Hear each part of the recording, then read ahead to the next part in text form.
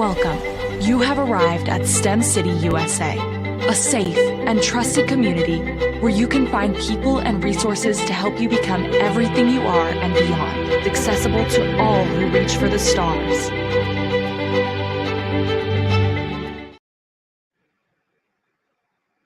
Good morning, everyone. Welcome to our health and wellness event, the first event of our monthly Healthy Dose series. My name is Deepa, and I'll be your moderator for the day. The topic for today is prevalent disease states in the Black community. Let me quickly cover with you the why, what, and where. So why are we doing this event? There's an age-old saying that health is wealth. And through these series, we want to educate and empower our community to take control of their health and make all the right decisions. What are we doing? We are going to have a monthly Healthy Dose event, bringing and featuring industry experts like we have today, and I'll introduce them to you in a moment. And we will be touching on important topics. Our speakers for today are Dr. Camille Gupta, who is going to be talking about obesity in the Black community. He is the Senior Director of Endoscopy. We have with us Dr. Michael Jaff, who is the Chief Medical Officer, and he is going to be talking about blocked arteries, the real pandemic. We also have with us today Dr. Nilesh Patel, who is the Chief Medical Officer for Neuromodulation, and he will be talking about pain and the lack of diversity in clinical trials. Last but not the least, we have with us our Chief Diversity Officer, Camille Shanglemoor, who is going to be talking about culture moments and COVID-19 Black experience. This event is sponsored by Boston Scientific in partnership with STEM City. So where are we going to hold this event? This is going to be live on STEM City every month. So you can tune in here and you can interact with us, engage with us, ask questions, and your questions will be answered directly by these industry experts. So before we get into our topics today, let's take a minute and watch a very important video that talks about health and how we need to take care of it and how we need to treat what we cannot see. Can we play the video? We know how to treat the colds and the coughs. We know how to treat the bumps and the bruises, the cuts and fractures. But how do we treat, I can't afford a day off work to see a doctor? How do we treat, I've never had a doctor who speaks my language? How do we treat, I don't know how to connect with some of my patients? How do we treat, you're not listening? We can't treat what we cannot see. So we have to look closer and see what we're missing. People, patients, misdiagnosed, misunderstood, overlooked. These are the people left out of a system charged with helping them. And it's up to us to find them in our communities, in our relationships, in our data. We're meeting them where they are, discovering who they are. We're taking an honest look to understand their healthcare needs and delivering effective ways to reach them. We don't have all the answers, but together we can find the way to address the gaps in our healthcare system, to provide something better, to find more chances to save more lives. It won't be easy, but we can help make it right, because no one should be missed.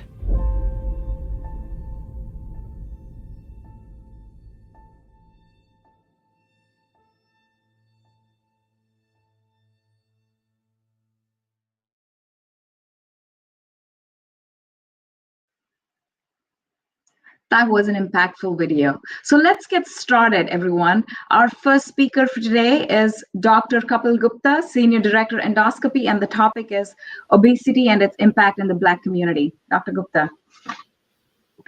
Thanks a lot, Deepa. Thanks everyone for joining. Good morning on the West Coast. It's super early, but we will cover some of the health topics. It was a very powerful video we just saw. I will be covering or trying to make a case about obesity, where we are as a society, as in Black community, and what we can do about it. We can start with the slides, please. So next slide. So these are the goals for the session today. Basically, we are going to try to understand what is obesity. In the previous video, you saw a quote, "You cannot treat what you cannot see." Same applies here. You cannot manage what you don't know. So we can go to the next slide. Now, where are we? Obesity is an epidemic and a pandemic. Pandemic means when the entire world is affected by obesity. Now you look at these numbers, they are very powerful numbers. Nearly 2 billion people worldwide are overweight. That's nearly 25% of the world's population. 650 million people are obese, and just in our country, 120 million people are obese. That's nearly 40% of our population. Next. So as I was saying, first we need to know what is obesity. I think one of the places where we are right now, we don't even know if I am obese or overweight or not. I will highly encourage anyone who is watching this that just do a simple Google search on body mass index. You will find calculators. Just put your weight in there, put your height in there, and you will know where you stand. Once we know where we stand, then only we can take some actions. So body mass index is one of the measures to find out where we stand in terms of overweight and obesity. There is a lot of arguments. Is body mass index the ultimate truth? The answer is no. Some of the individuals who have high muscle mass, they may not be falling in the criteria for body mass index. Then the scientists and researchers have used other things like waist circumference, waist hip ratio, body fat percent, but those are tough things to measure. So for an average individual, body mass index is still a good criteria to identify where do I fall? Am I overweight? Am I normal weight? Or am I obese? Next. Now, on this slide, you will see the entire spectrum of this obesity as a problem to our society. These are very powerful numbers. 1 in 5 children and 1 in 3 adults struggle with obesity. Just in our country, we are spending nearly $147 billion from obesity-related health costs. 1 in 4 young adults cannot even serve in the army or military because of their weight problems. In the second row, you see, why is this happening? Fewer than 1 in 10 children and adults are eating enough vegetables. Physical activity. I think in this session, we will keep going into this fact that 2 main reasons for obesity are lack of physical activity and lack of good food. Now, in the last line, you see more than half the Americans don't even live within half a mile of a park, and they do not have any healthy food retailers. It just shows that our society is leading to this problem. Next. How does obesity affect us? We always want to live longer, but look at these numbers. If your BMI or the body mass index is between 30 to 35, you live 2 to 4 years less. And if you go up between 40 to 45, then your lifespan may be decreased by 8 to 10 years. So it significantly causes decrease in our survival. Next. Now, some of these slides, the ones that I will be going through, will go fast and see how we have done in the last 10 years as a society. So the darker the color, that means the more percent of obese population in a particular state. So we can go through these slides quickly. We start from 2011, and you can notice how the colors change. We can go through these slides. Next. So now we are in 2012. Next. 2013. 2014, 2015, 2016, 2017, next, 2018, 2019, and 2020. So now you see how the color has progressed over the 9 years, that the prevalence of obesity in our country has increased significantly. You can go to the next one. Next.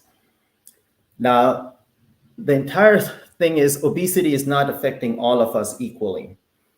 If we look on the left side, nearly 48% of non-Hispanic Black community is obese, which is significantly higher compared to non-Hispanic white and non-Hispanic Asians. Hispanic community is still lower when we combine this globally. When we try to divide this in terms of men and women, non-Hispanic Black women, 57% obese, which is significantly higher than every other sub-ethnic groups. So the prevalence of obesity in Black community is significantly higher than any other group, and that is the reason we need to intervene to manage this. Go to next. Another argument or another case to make why is this problem, or proving that this problem is significantly higher in the Black community. So over the period of 2018 to 2020, this is the prevalence, how the chart in this country looks for non-Hispanic white. Next. This is for Hispanic adults. Now, again, if you look at the color coding, that just shows how prevalent the problem is. And then the next one is non-Hispanic Black community. You can go to next.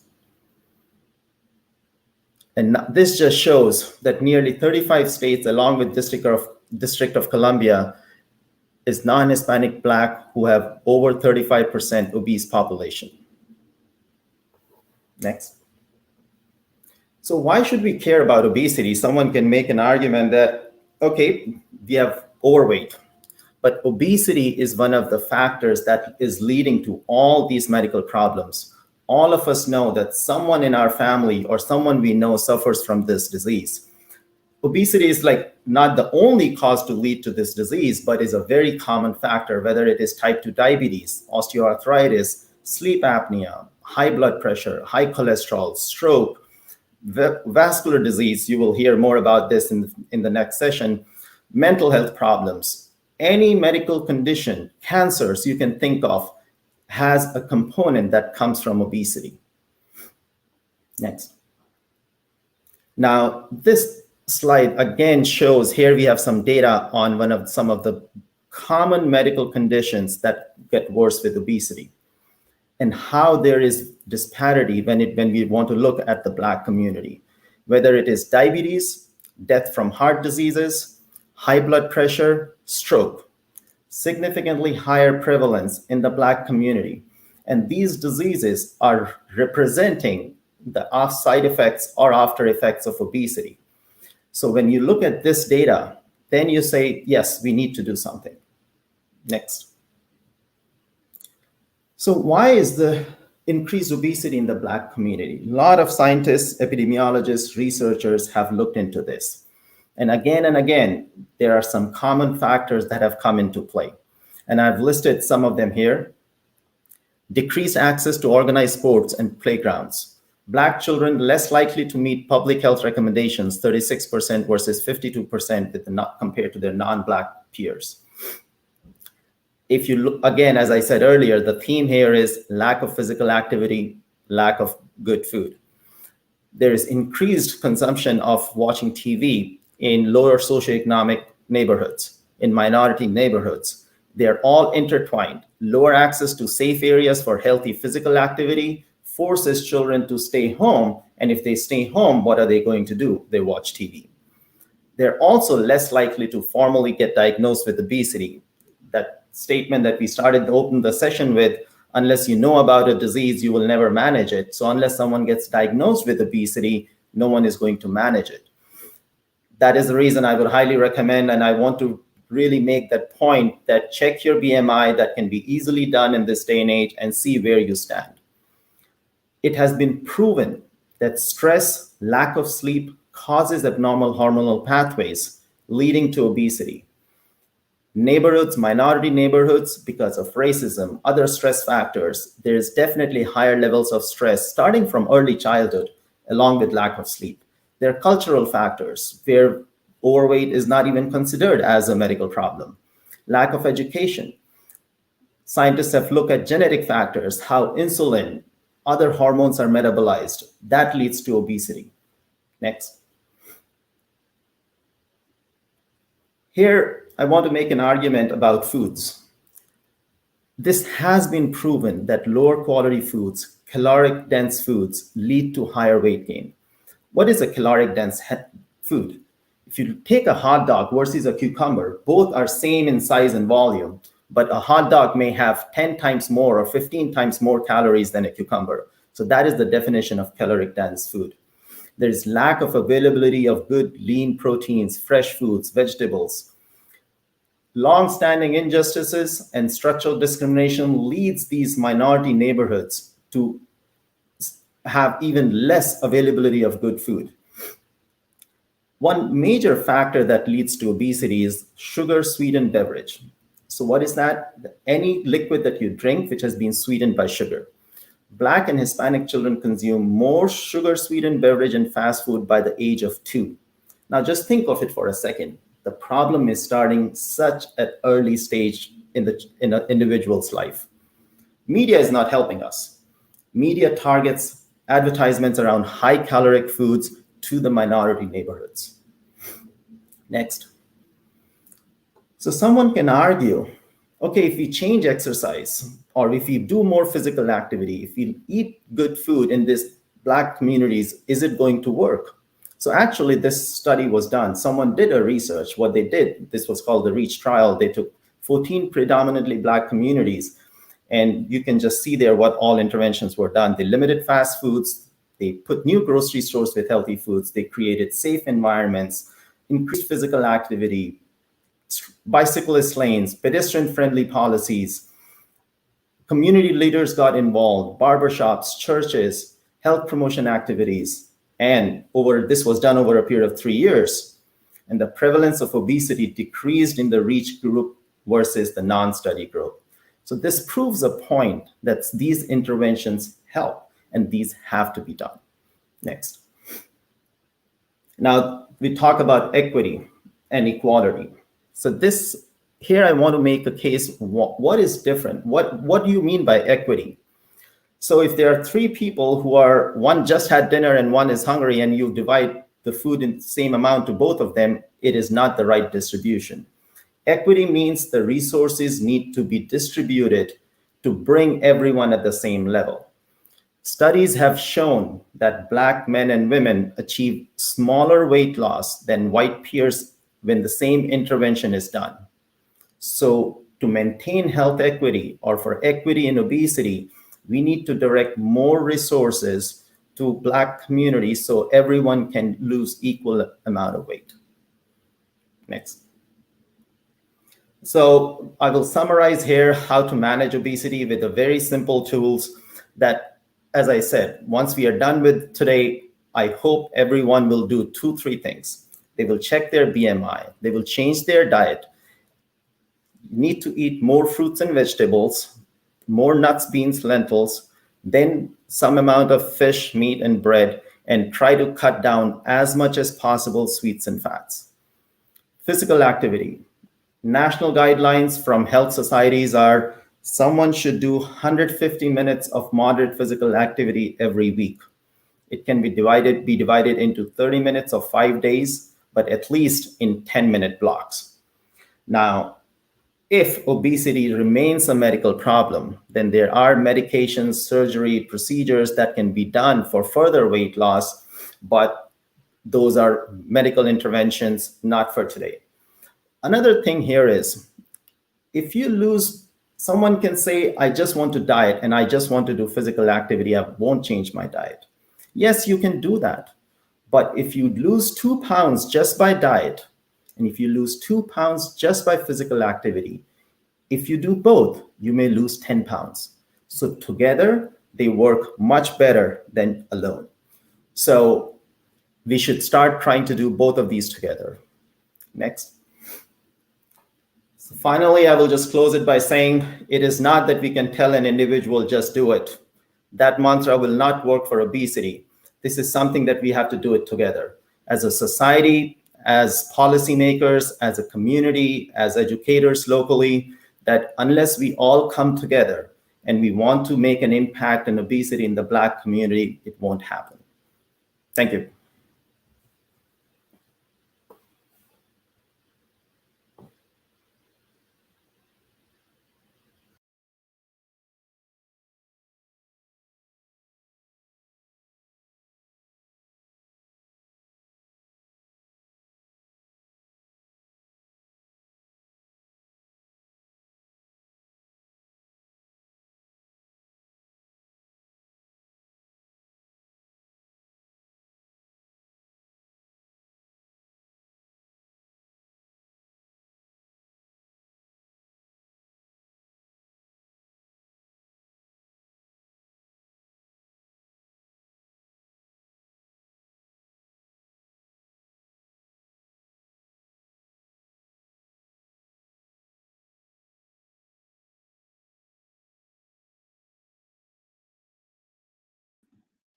Sorry about that, everyone. I think I was on mute, technical problems.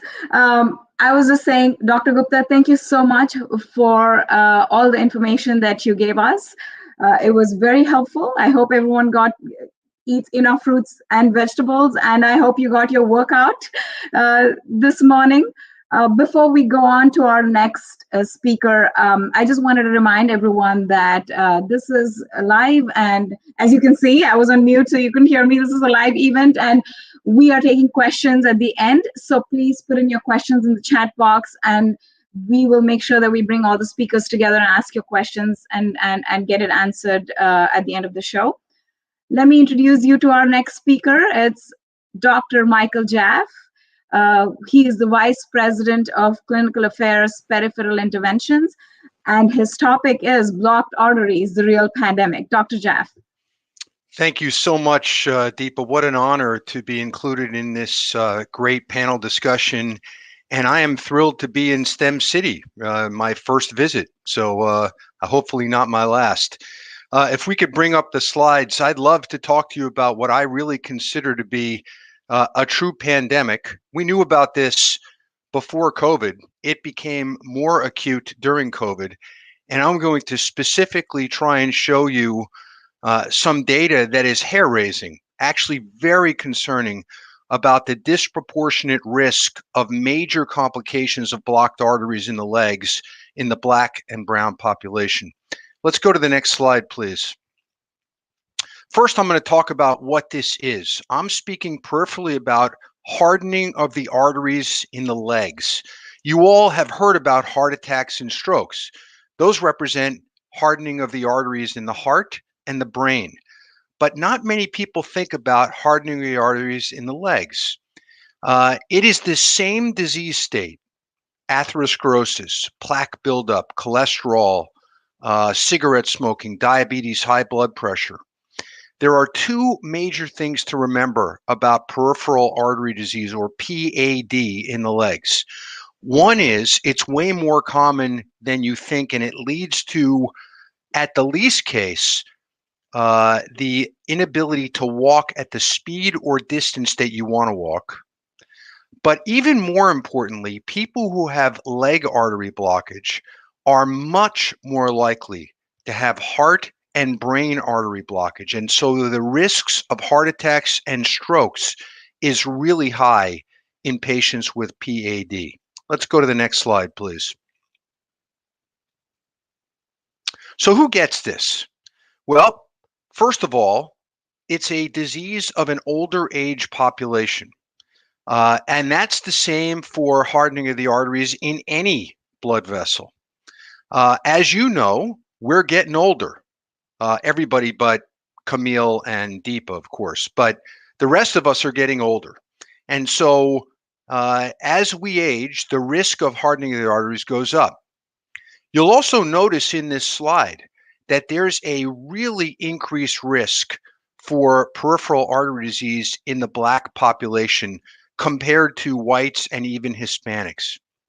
By the way, you will notice in this particular slide that the black hatched line represents Black women and the black line represents Black men. Notice that by about the age of 60, the risk occurs almost equally in men and women. And so this is not a disease that is biased against gender, but it is a disease that is biased against race.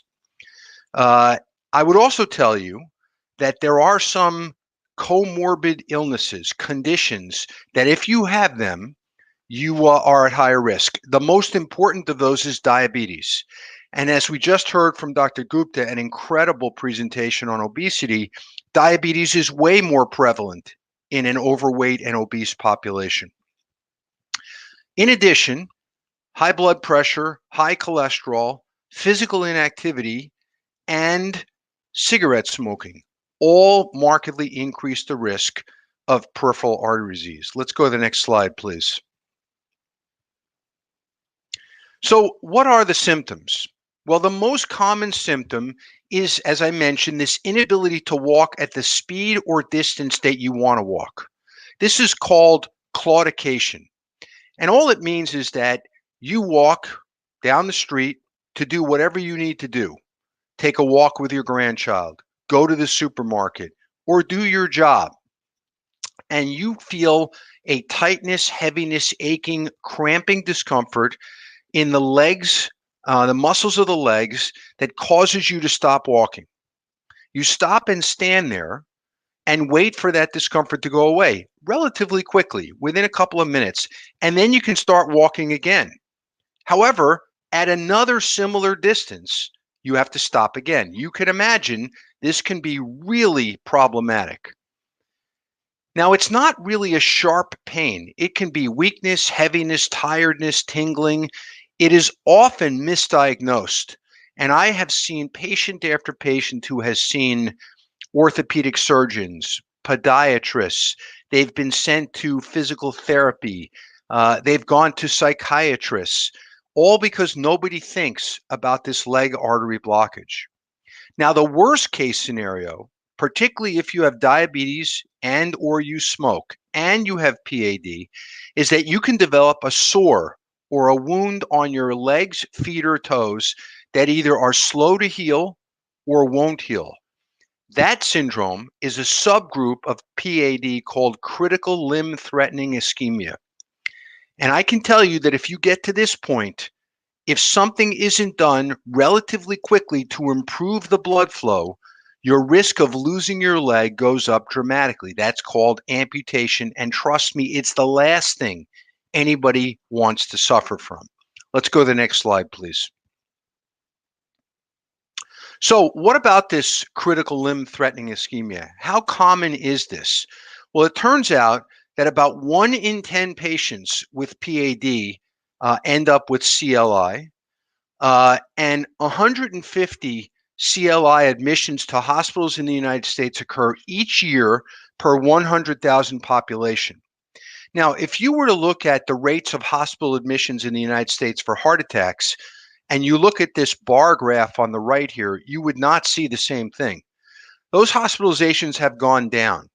And that's likely because the public has come to understand, at least some segments of the public, that stopping smoking, losing weight, exercising, controlling your blood sugar and your blood cholesterol, all can reduce your risk of heart attacks.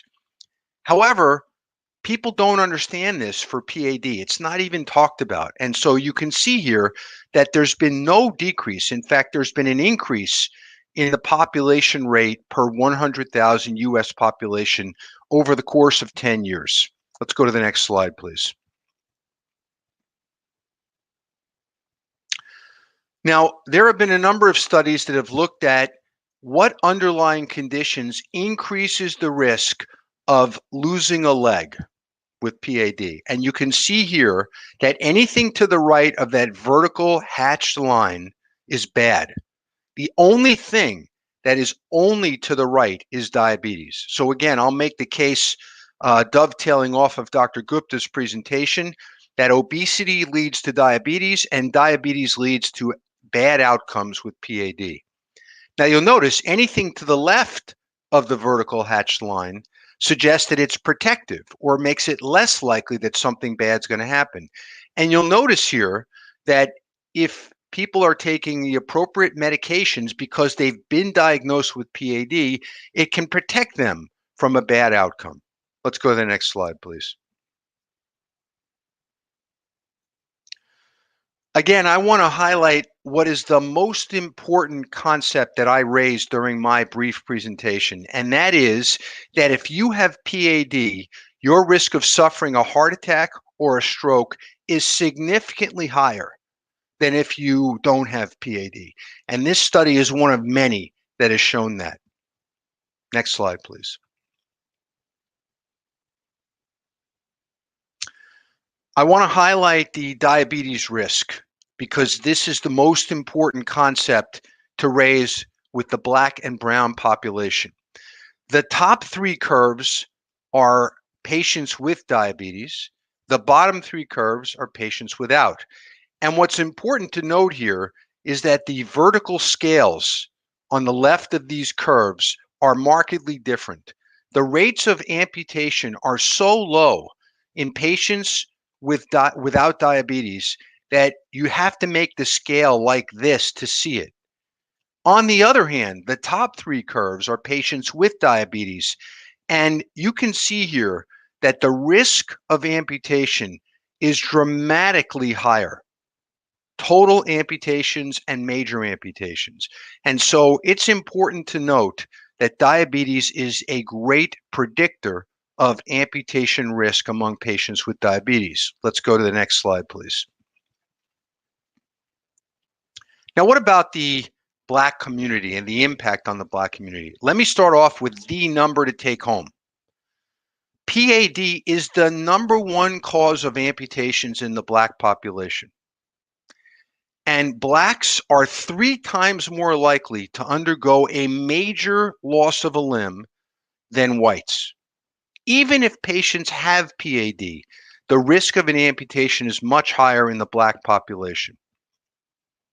Worldwide, around the world, a patient with diabetes undergoes an amputation every 30 seconds.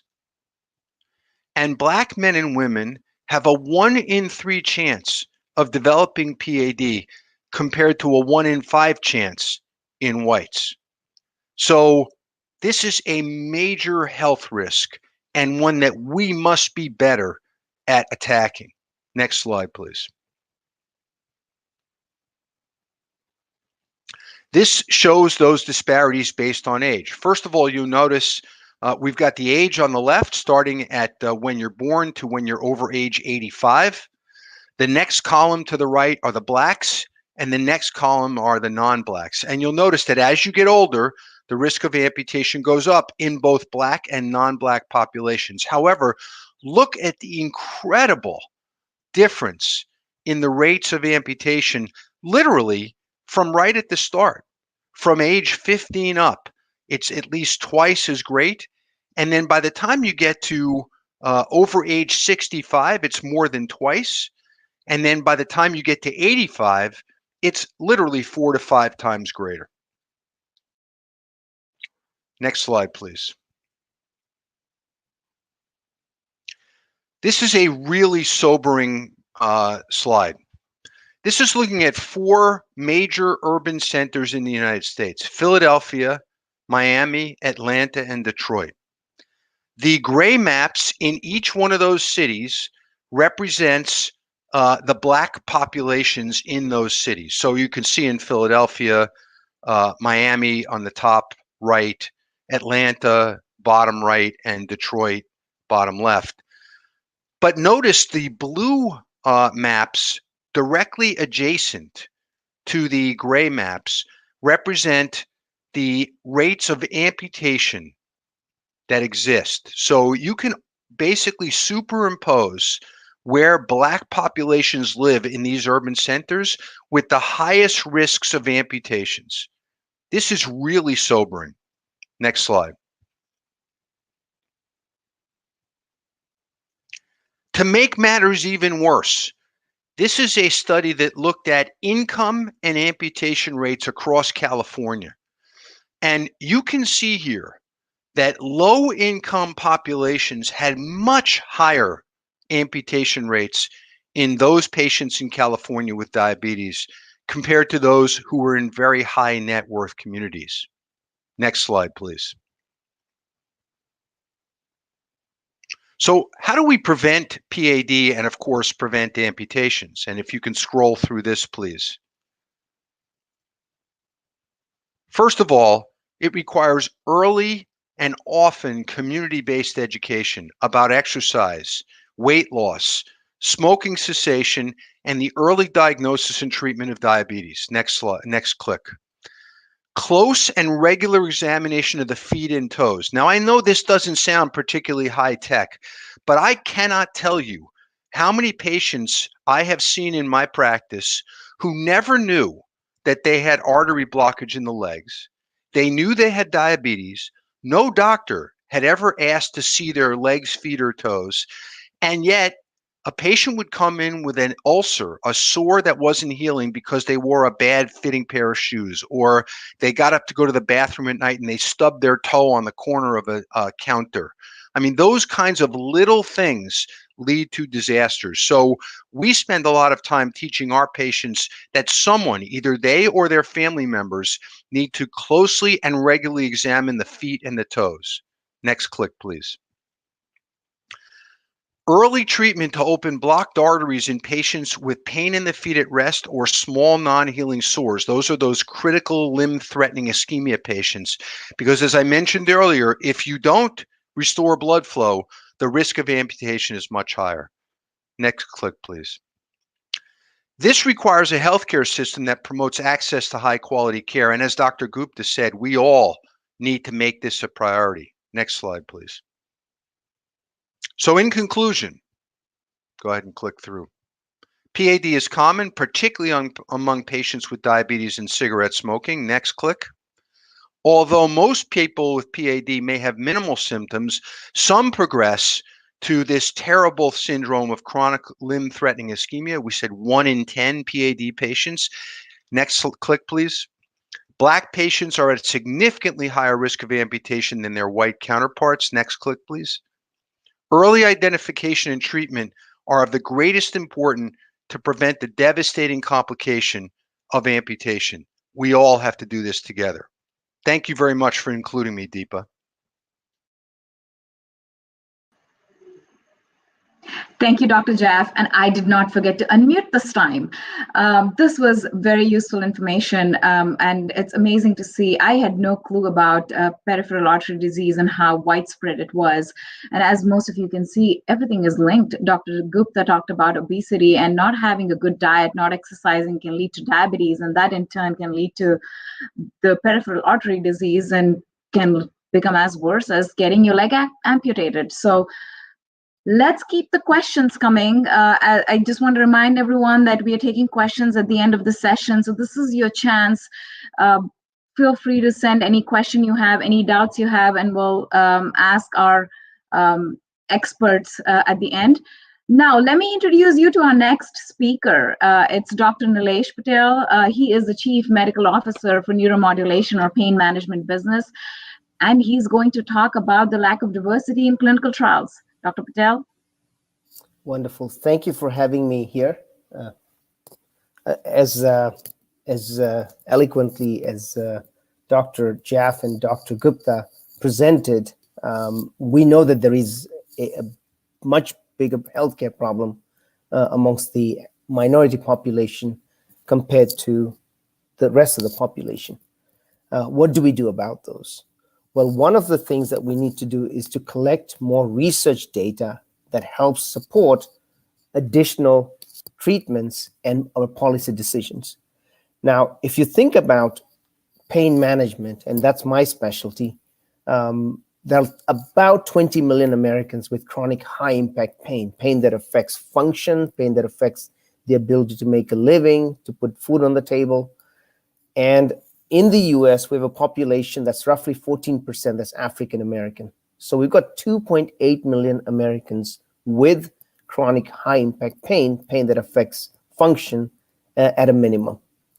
Now, ideally, when you do clinical research, you want to have a population that's represented. So ideally, in every clinical study, about a third of the population should be minorities, because that's what the US population is. And as we get further on in 2035, for example, we are expecting that 40% of the population in the US will be minorities. So ideally, any clinical trial that we're doing, any therapies that we're developing that's going to be used in the next 5-10 years should have at least 30-40% minorities included. Now, why is this important? It's important because the treatment sometimes is optimal for one group, but not necessarily for another group. And so we need to include the population that is going to use that treatment going down the road. Now, what's happened to try to increase the recruitment of minorities?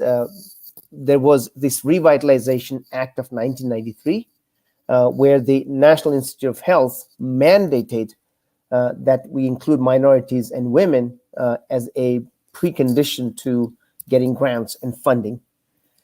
That really didn't do all that much. It highlighted that there is a problem in that we're not recruiting enough folks from the minorities, but it really didn't change things all that much.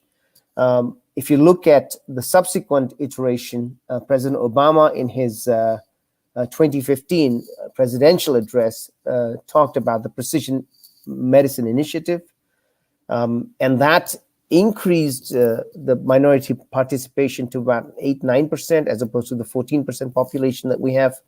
And most recently, the National Institute of Health has enacted something called All of Us, which again is a reiteration of the Revitalization Act that basically called for us to include more minorities in clinical trials. Now, in the field of pain management, we have done probably 35-40 clinical trials, looking at different procedures, looking at different medications, looking at the use of devices. And the most recent trial that I was involved in was looking at the use of neuromodulation, which is spinal cord stimulation, using a little pacemaker-like device that's implanted to take care of patients who have diabetic neuropathy. Patients with diabetes have pain in their legs, and we call this diabetic neuropathy. Painful peripheral neuropathy is a very chronic condition. Almost 40% of all the peripheral neuropathies are from diabetes. And as you saw from the previous two presentations, obesity contributes to diabetes. Diabetes in turn contributes to peripheral arterial disease, and diabetes also causes pain in of itself. So in that particular trial, we were hoping to include 35 to 40 patients in that large trial that were African American. The trial had about 212 participants. And the reason we wanted to include those folks in that trial is because the protocol covered the device and all the treatments around that. And we had significant challenges recruiting folks from the African American community, as well as Hispanic community and Asian community. And there are several reasons for this. Why is it that we're always struggling to include folks from these communities? Well, one of them is fear. One of them is trust. In the past, there have been trials, and I'm thinking of the Tuskegee trial, where African-American men from 1930s to all the way to 1972 were excluded from treatment for syphilis, and to see what is the long-term effect of not treating syphilis. As a result, there has been mistrust amongst that community, and we have to address that mistrust issue.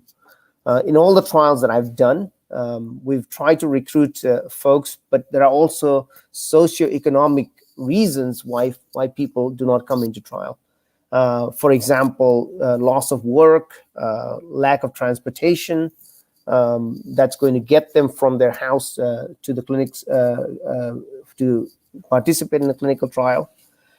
Lack of awareness of these trials. In most of the clinical trials that I've done, we've had easier time recruiting white males, non-Hispanic white males, and non-African American white males who have higher levels of education, in part because they seek out these clinical trials and they understand the clinical trials, whereas it's often lack of awareness of these trials and knowledge about these trials that the African American community has that prevents them from getting into trial.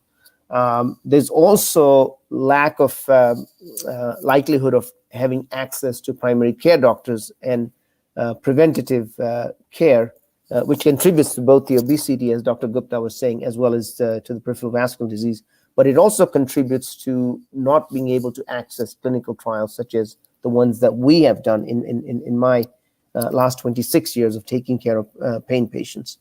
So these are barriers that are critical. The other barrier is often insurance copays. People cannot afford the copays in certain trials, which are basically studying patients just as part of a registry. And as a result, we don't recruit as many minority folks as we'd like. So what were the things that we've done? What has worked for other folks, and why is this important? Well, clinical trials can include cost of transportation, cost of copays. We can use travel vouchers to basically ensure that the patient's not subjected to additional cost. Also, an important thing that we realize is that in the sites where the trial is done, you need to make sure that the bus routes actually take the folks to that particular site, because often minorities are using public transportation. As an example, if I was doing a clinical trial in Wisconsin, in Green Bay, if I have a site, that particular site is less likely to be used because no one is going to drive from Racine, Kenosha, Milwaukee, Madison, which is where the larger Black populations are, all the way to Green Bay to be included in a trial. It's more likely that they will come to a clinical trial sites that's close to their home or at least on their bus route. And for that reason, we started doing some of the clinical trials in Milwaukee, Racine, Kenosha, where the populations of African American and Hispanic and minorities is that much greater. And ideally, in downtown areas where again the populations have greater access to us. The other advantage of that was that often we also were able to recruit study coordinators and study nurses who also came from that community. Trust is something that's still, in my mind, the most important barrier to having folks come into clinical trials. And by having a provider, a nurse, a coordinator who's African American also helps. We've also done very specific provider education. So we would have posters in primary care doctors' offices that actually shows a Black woman, for example, or a Hispanic person, and specifically educating them on the trial. For example, if you have a trial that's looking at a particular therapy for lumbar spinal stenosis, I distinctly remember that there was this poster of an African American lady with a cane who has lumbar canal stenosis that can come to the trial. And then we have little sticky notes that allow people to just pick a sticky note and make the call on the site on the spot, so that they can come into these trials. So these are little strategies that have helped us. But despite these, we never really reached the 14-15% targets. But often we came to 12-13% of our targets in terms of recruiting African American subjects into some of our trials. Also, the education of the family practice, internal medicine, nurse practitioners, and physician assistants in that community helped, and specifically asking them to send folks who are of African American descent or whatever we wanted for our clinical trial, be it more Hispanics, be it more Asians, etc. The other thing that helped us improve the recruitment was really community engagement. So if there are events, whether they're sports events, whether they're marathons. We would present there, and again, we would specifically ask for African American candidates to come in, schools, churches, faith-based organizations, where we often had African American nurses and nurse practitioners who presented or who manned that particular booth in these places. So these are things that have worked for us. We've also used technology. One of the things that COVID has done is increase access to telehealth. Well, telehealth also was something that we used in order to educate the individual on the trial so that they don't have to leave their home. But often, people are not able to physically have access to a computer, so we would use a phone in order to do the recruiting and education of the patients to include them in the trial. Online platforms, websites such as EMPACT, EMPACT, which is a National Institute of Health website, also helped us in increasing the recruitment. And in addition to all of these things, specialty targeting is also important. So, for example, if I am recruiting somebody for a sickle cell disease trial, I would have to go to clinics that specifically took care of patients with sickle cell. And where do these patients present? They would present in the emergency room, they would present in the urgent cares more often than not, and they would present in the inner city hospitals. And so we specifically went into these places. We also, for the diabetic neuropathy trial, as an example, went into the diabetic homes. The diabetic home is basically a concept of a primary care doctor who has a nurse, for example, that specifically takes care of all the patients with diabetes. So again, educating those folks and specifically asking for patients who are in the minorities also helped us. So in the interest of time, let me summarize a couple of things. Chronic pain remains a very important and undertreated condition. We've got 20 million Americans who have access to non-opioid, non-medication treatments.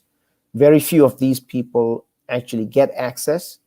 We know that there is an issue with regards to access to advanced procedures, and this issue is heightened in the African American community. Number one. Number two, we want to try to ensure that the number of people who come into clinical trials reflect the population that is going to be using the therapies that are being studied. We want to try to recruit those folks.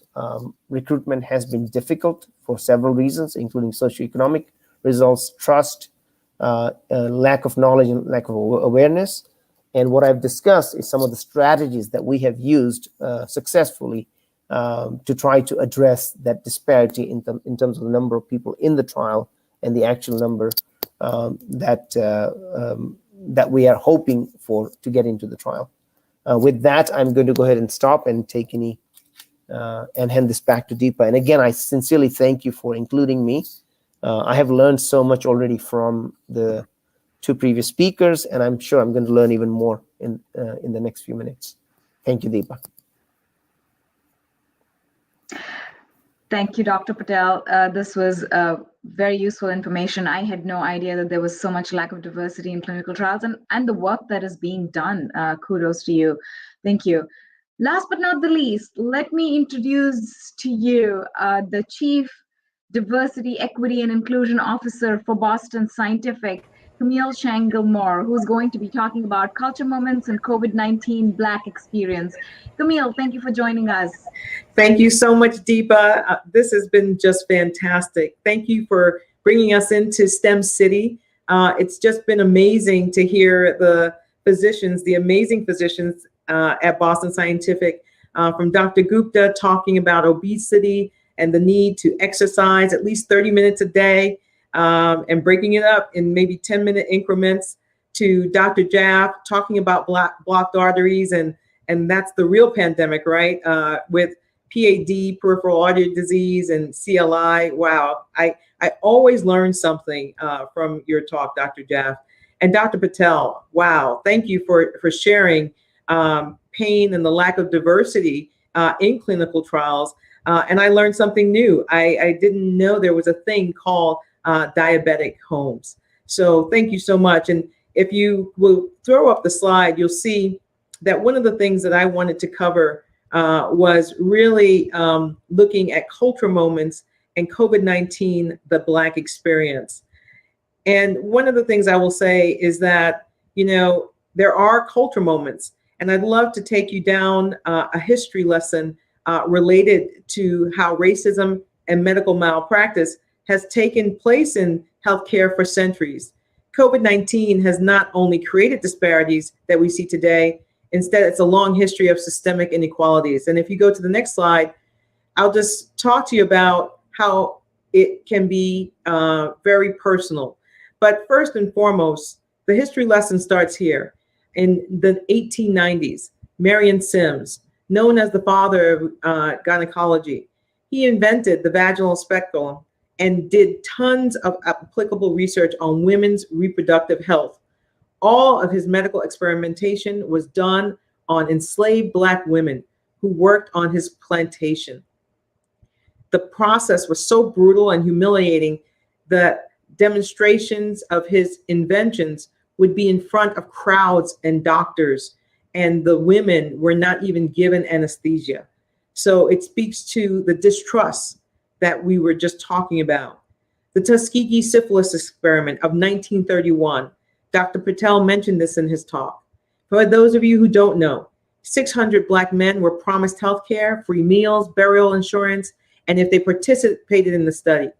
The researchers wanted to see how long the effects of the untreated syphilis would have on a specific subject group. The men were never treated for syphilis, even though penicillin was known to be the treatment that was widely used and available. Over 100 men died, over 40 transmitted syphilis to their partners, and 19 children were born with syphilis in effect of this heinous experiment. Henrietta Lacks, 1951. She was a poor tobacco farmer who was diagnosed with cervical cancer at 30. The doctors took a sample of her cells from a tumor and put it in a dish. The cells multiplied every hour and never died. So the doctor started sending these immortal cells, HeLa cells, to doctors all around the world.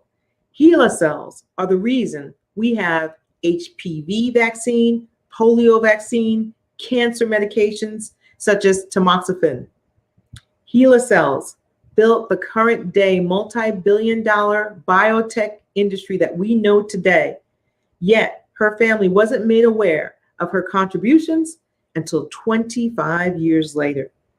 Her family is still struggling, low-income Black family who currently even have a lawsuit out to collect compensation for the use of her cells. And when you think about 2020 and the racial reckoning that we experienced, 9 minutes and 29 seconds will always be a reminder of the daylight death of George Floyd. And for us at Boston Scientific, it was an important moment because we have major facilities in Minnesota. So we have done what we can do and will continue to play our part to combat racism in multiple ways. And I'll talk a little bit about that as I go forward in the presentation. All in all, the health industry has abused Black people through the history, which has caused distrust, as previously mentioned, from the Black community. If you go to the next slide, one of the things that I wanted to at least share is that while Boston Scientific is not focused on addressing the infectious diseases such as COVID, we are very familiar with the impact of health inequities when it comes to how major diseases such as heart disease and peripheral artery disease impact the Black community. Did you know that heart disease is the #1 killer of all Americans? But did you know that African Americans, Blacks, are 20% more likely to die from heart disease? This also translates into 49% of Black women and 44% Black men having higher rates of heart disease than white men at 37% and white women at 32% respectively. Did you know, as a result of having peripheral artery disease, where blood is blocked from flowing to the limbs, as Dr. Jaff mentioned, that Black patients are 74% more likely to lose their leg below the knee to amputations and are 125% more likely to receive more severe above the knee amputation than whites? Did you know that Blacks, especially men, have the highest incidence and mortality rates related to colorectal cancer than all racial groups in the United States? Overall, Black men have the worst health outcomes of any major demographic group, which makes it so important for us to focus on it. As we talk about on the next slide, one of the things that we are trying to do is we at Boston Scientific are doing what we need to do, which is we are trying to close the gap. And close the gap is not just a feel-good initiative. It is a treatment, a mission that underlies everything we do as a company. Ultimately, we are here to improve the healthcare outcomes for patients around the world. And for those of you not familiar with Boston Scientific, we are a leading developer and manufacturer of medical therapies used to treat the most prevalent disease states that affect all populations: heart disease, cancer, gynecological disease, and pain management, just to name a few. Close the Gap has been focused on helping health providers, patients find better ways to get past these barriers of care for women and people of color, which are often face inequities. And we have been committed for the last 16 years to finding ways to eradicate the health inequities within the health system. And I guess I want to end with a story, because for me, this is very personal. I will tell you, unfortunately, back in 2019, I saw a life and death situation play out personally. My 73-year-old mother was complaining of leg pain for 3 weeks. After seeing several doctors, she wound up in the emergency room. They checked her blood enzymes, and concluded that she actually had a heart attack the week prior. Guess what? She's doing well, but it's thanks to the amazing technology of Boston Scientific and physicians on this STEM City conference that have made me aware of how important it is to ask questions and to make sure that I take action to ensure that I can be an advocate for others. And so what can you do? I'm going to give you a call to action. I want you to encourage people to visit our website, theknowyourhealth.com, for more information about the health disparities that you heard about within this STEM City call. I want you to talk to your doctor to see if you haven't already gotten the COVID vaccine, and make sure you take the steps to protect your health and know what you can do and what you can control to continue to have better outcomes for you. And I want you, last but not least, to advocate for your healthcare and be open to conversations with your health provider about what's possible. I want to thank you so much for allowing us to be here with you. And I'll turn it over to Deepa, who will field questions for the panel. Thank you so much, Deepa. Thanks, Camille. I feel so proud to be working for Boston Scientific, where we manufacture these medical devices that treat so many diseases. This was fantastic. So now is the time to bring everyone back together and answer some questions that we have.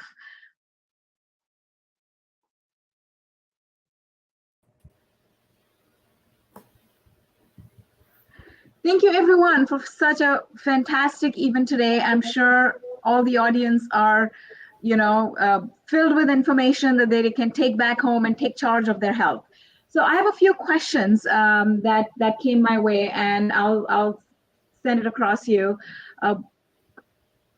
Dr. Patel, the first question is for you, and this is very interesting. So growing up in India, I had never heard of chronic pain, and that there was a possibility to treat it in any other way other than taking an Advil or taking really dangerous medicines. So the question is, what qualifies as a chronic pain, and what are some of the most common types of chronic pain? Dr. Patel, you're on mute. No worries, technology. That's a great question. Chronic pain is pain that's present for more than 3 months. Generally speaking, pain is spinal pain. That's about 2/3 of all the pain. Low back pain, neck pain, pain between the shoulder blades. The other common causes of pain are neuropathies. For example, people who had shingles, for example, people who had diabetes, people with a history of alcoholism, they have neuropathic pain. People who had surgeries, whether it's back surgery. There are also conditions such as RSD, complex regional pain syndrome is a new name for that, but reflex sympathetic dystrophy, where pain occurs spontaneously and the body becomes very sensitive to even light touch, something that we call allodynia. All of these painful conditions have specific causes. And if I may plug our website called pain.com, that's where people can go and learn about their painful conditions based on a series of questions. And more importantly, understand their options, the full range of options. And what are the options for treating pain? You can have simple physical therapy. You can have oral medications. You can have medications that you can apply locally, for example, patches. You can also have interventional procedures.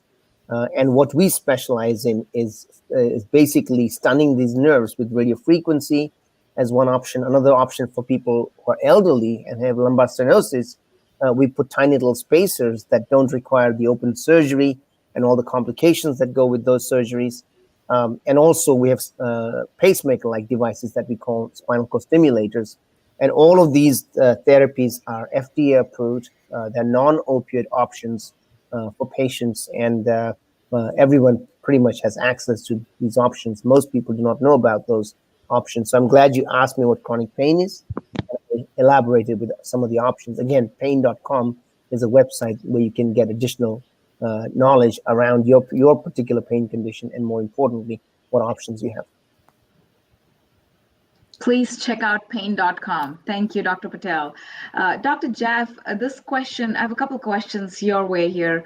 The first question is, what are some specific warning signs? How can they know that they have this disease? Well, first of all, thanks for including me, and thanks for that great question.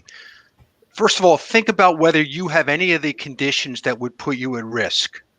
So the ones I talked about are diabetes. So if you have diabetes, you need to ask your doctor, do I have PAD? It's just that simple.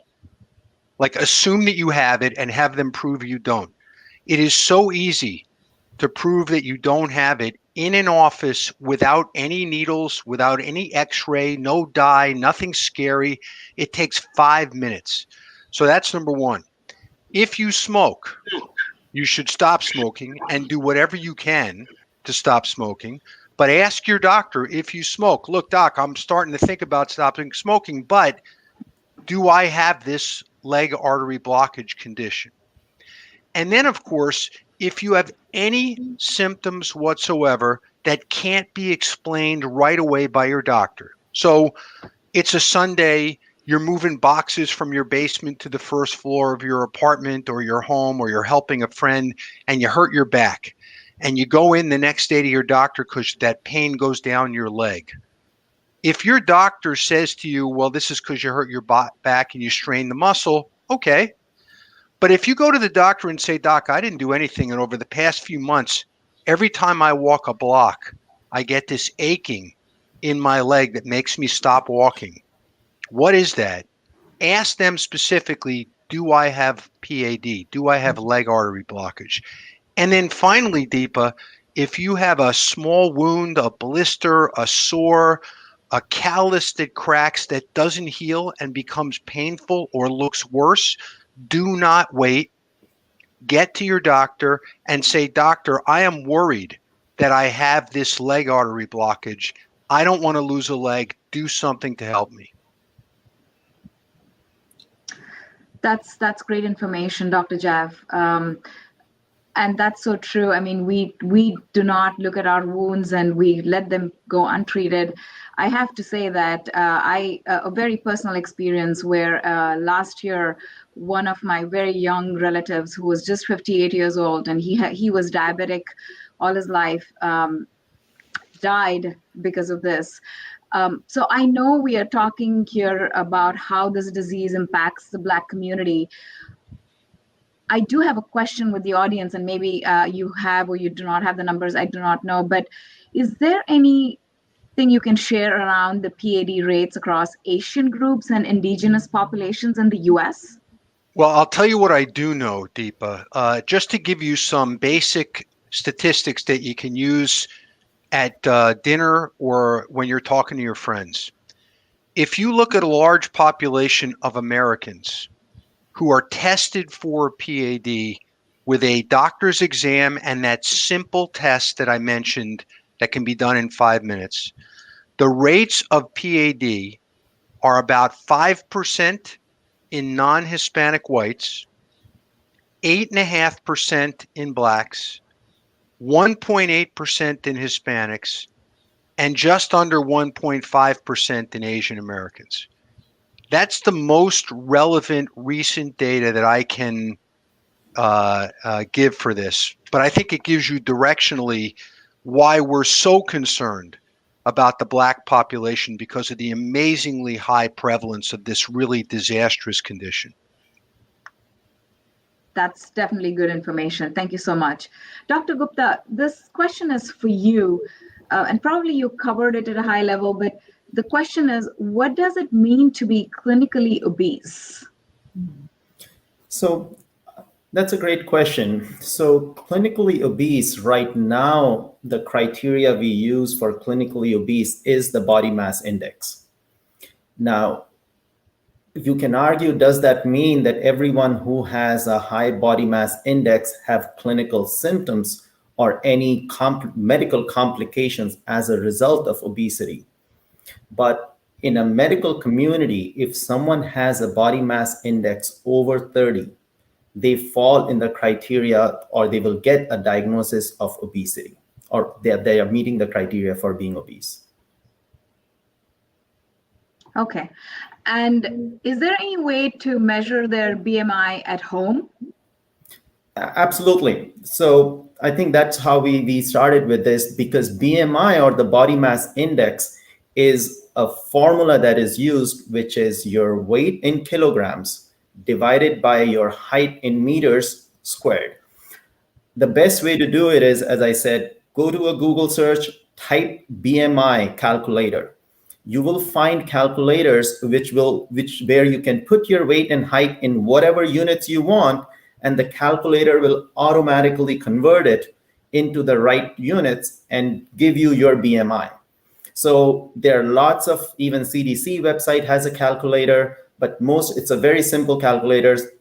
Best way to do it is go to any web page, search for BMI calculator. Fantastic. Google has answers for everything. So the easiest and the cheapest way is to go on Google and follow the instructions that Dr. Gupta gave us. This probably is for Camille. Since you touched on COVID-19, Camille, why has COVID-19 unequally affected many racial and ethnic minority groups? And, after Camille, if anyone else wants to chime in, please feel free to do so. Oh, no, thanks for the question, Deepa. And I think one of the things that we know is that the disparities in healthcare existed prior to COVID-19. I think COVID-19 has just exacerbated it.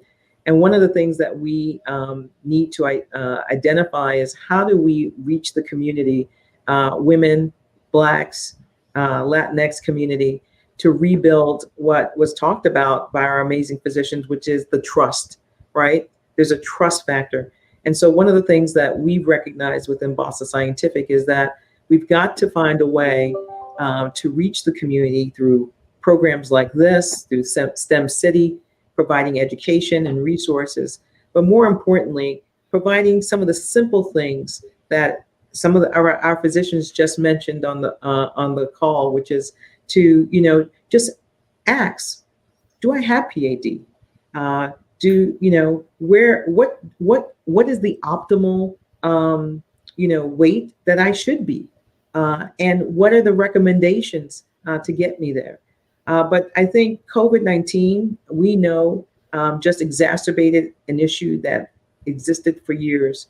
And so one of the things that we've tried to do with Close the Gap, which is our 16-year health equity initiative, is to really find ways through the Divine Nine, the historical Black colleges and fraternities and sororities, the HBCUs, deans of engineering, to find ways in which we can provide education and information to change that and put the care in the Black community's hands so that we can have better outcomes. Anyone else thank you so much, Camille. Anyone else want to add anything to it?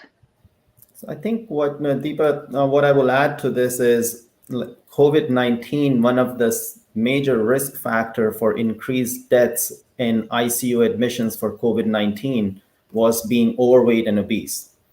So one of the complications of obesity, which was significantly brought out by this pandemic, that obesity was leading to higher complication rate when you get COVID-19 infections. So another, from a personal standpoint, how obesity is such a huge problem in our society. Let me also add onto that around COVID-19. This has been a never before seen viral syndrome, right? None of us have seen anything like this. We saw a much higher incidence of really bad leg artery blockage cases during COVID-19. Now, one might presume that the viral infection itself caused that, and in some certain cases it did. However, in most cases, it was because people stayed away from the doctor. They lived with their disorders longer at home. They took risks that they would not normally have taken because they were fearful that going to a hospital or a doctor's office would increase their risk of COVID. I think with vaccine availability, and hopefully that's going to get better for the underrepresented minority populations in the United States and the world, quite frankly, that fear should be lessened and patients can get back to the doctor. But the last thing I would say, Deepa, is advocate for your own health care every chance you get. If you don't get an answer that makes sense to you, ask the doctor again. Say, I'm sorry, I don't understand. How do you know I don't have leg artery blockage? How do you know I'm not going to lose my leg? What specifically can I do to lessen my risk? You are your best advocate. Thank you, Dr. Jaff. I'm going to take one more question, and this is for both Dr. Jaff and Dr. Patel. This is around the medications. So, Doctor, I think this question gets asked all the time. Okay, I want to treat it, but I'm not sure if the medications are safe. So, Dr. Jaff, are the medications safe for treatment of PAD? And I think after that, Dr. Patel, maybe if you can answer, is it safe to have these devices for chronic pain management? Are they safe on long term? So maybe Dr. Jaff, I can start with you first and then move to Dr. Patel. Thank you. Unfortunately, there are no really effective medical treatments for people who have really advanced PAD. It requires a procedure, and we make some of the best devices available that can be placed in blocked arteries without the need for surgery.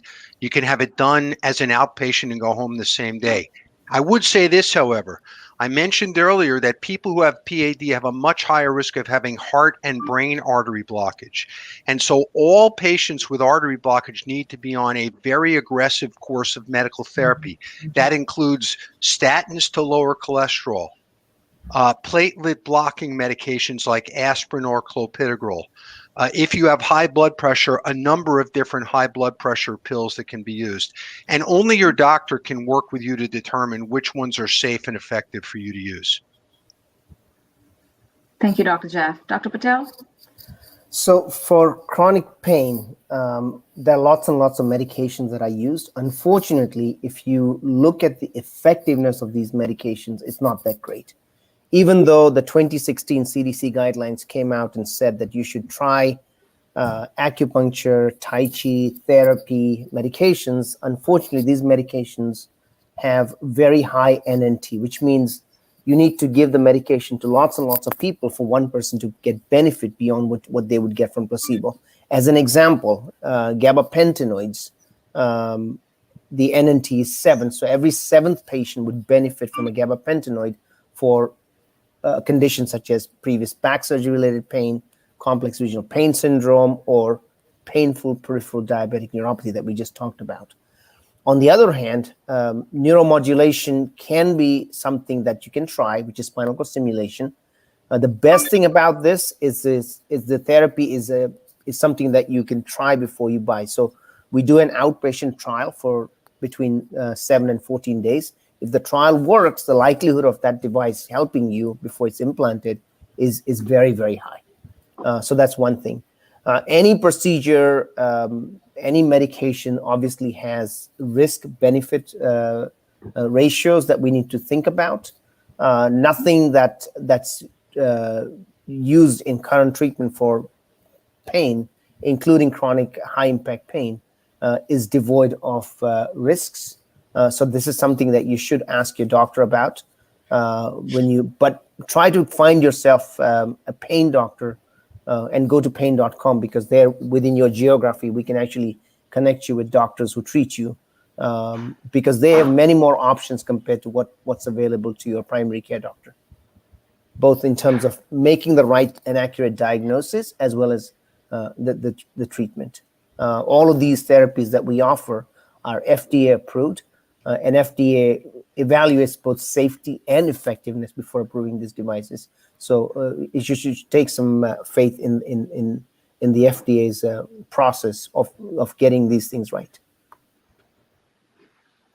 Thank you, Dr. Patel. So we are coming to the end of the show. This was fantastic. Before we close out, I want to ask if anyone has any final thoughts. I'm going to go around the table, just really 10 seconds.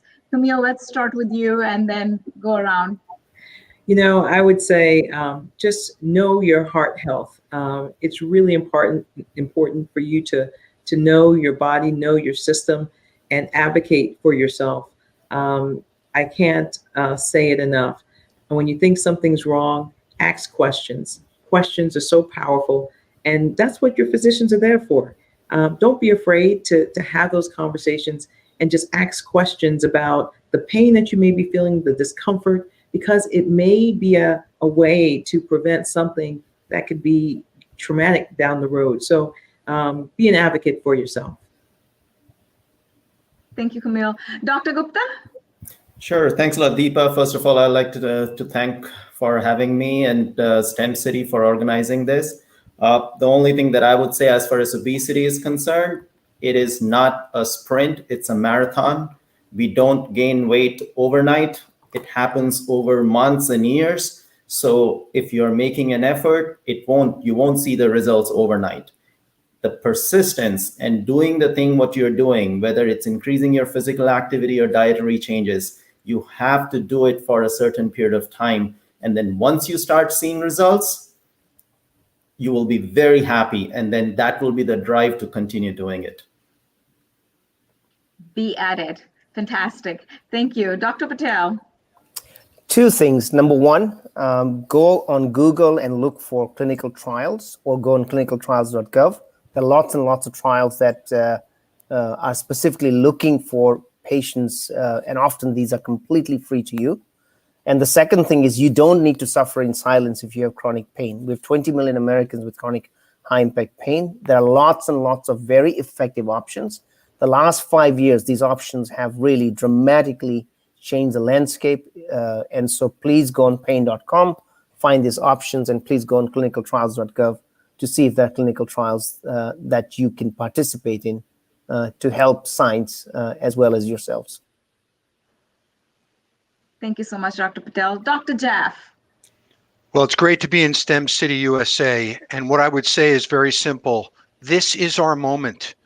There is no turning back. Let history look back at this moment and say this was the turning point where we exposed, addressed, and eradicated disparities in healthcare in the United States so that we can be the gleaming model for the rest of the world. Thank you so much, everyone. And for everyone who's listening, if you want to watch this video again or show it to your family members, it's available on stemcityusa.com under the Boston Scientific Suite. Please log in. It's free. It's available throughout the year.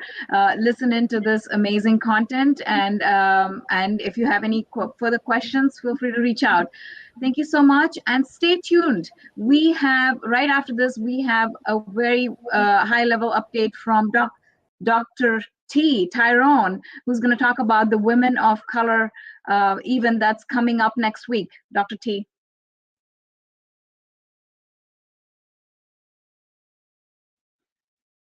You're on mute. And you know, Deep, I told myself I was going to take myself off the mute. That's the last thing I said. Deepa, I have been glued to my seat the entire time. As much as I thought I knew, I just could not walk away because what was addressed in such an easy way to understand and the impact that it has on not just the Black community, but all communities, the challenges that we have. And you know, without your health, you have nothing. And I just think that you and the team, Camille, Jorge, what was brought today was just absolutely powerful. And I'm glad that a lot of people will be able to see it, even if they've missed it, by going to the Boston Scientific Suite throughout the year, and not only finding out, listening to this, but other pieces. So just a fantastic, fantastic job. Thank you so much. We did say STEM City USA would be transformational, that we would be a way in which all of us could get lots of information. The way I described it yesterday, and I kind of like this, is that if you have a problem and you go to the doctor and you hear you have to go to 10 different places, you're less likely to do it if you have to go to 10 different locations. A hospital or a clinic where everything is there for you.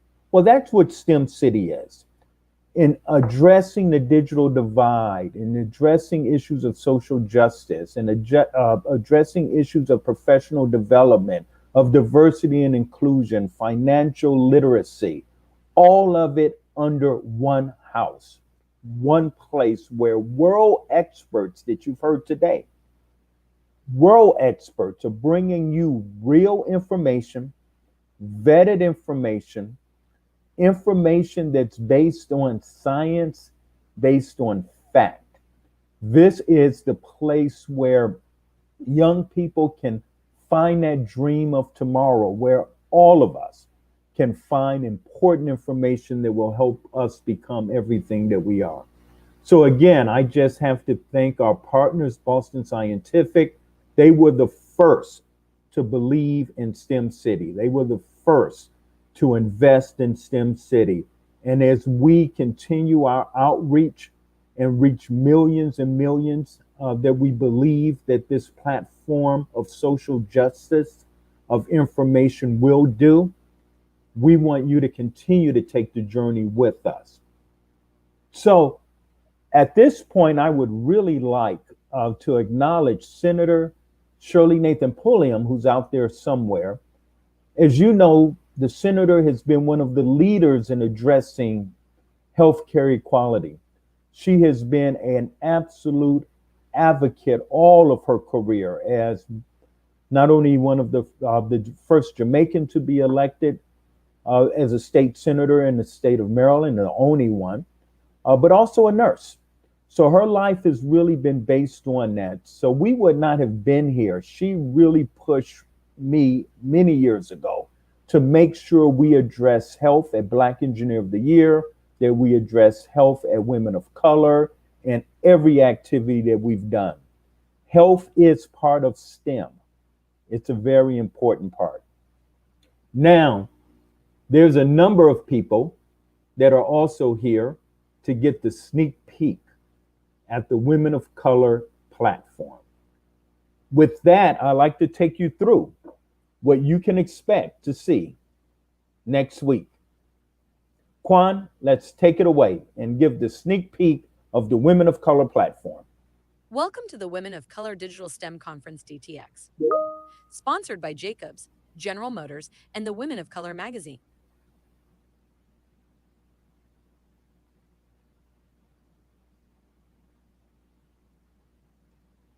So here we are.